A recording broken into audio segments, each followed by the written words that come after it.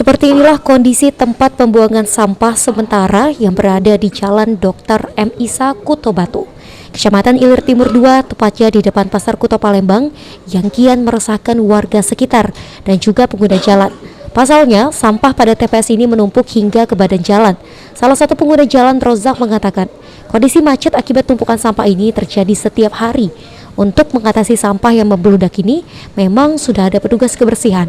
Akan tetapi, petugas yang ada pun kewalahan karena jumlah sampah yang sangat banyak. Pak, lebar jalan. Macet Pak tiap hari? Macet, lewat desa Rondo.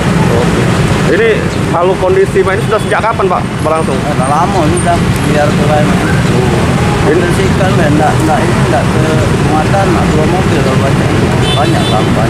Enggak kelawan Pak ya? Ini biasanya kalau mulai bersihkannya dari kapan Pak? Dari pagi, dari pagi jam 6, jam 7. Masih tidak cukup Pak ya? Cukup mulai kok, jam 2. Baca ada tambahan-tambahan.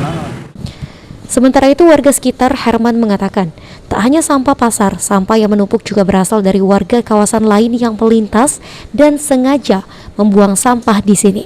Selain jalan menjadi macet, aroma tak sedap pun mengganggu warga sekitar. Diharapkan petugas kebersihan dapat ditambah mengatasi sampah di sini. Macet lah.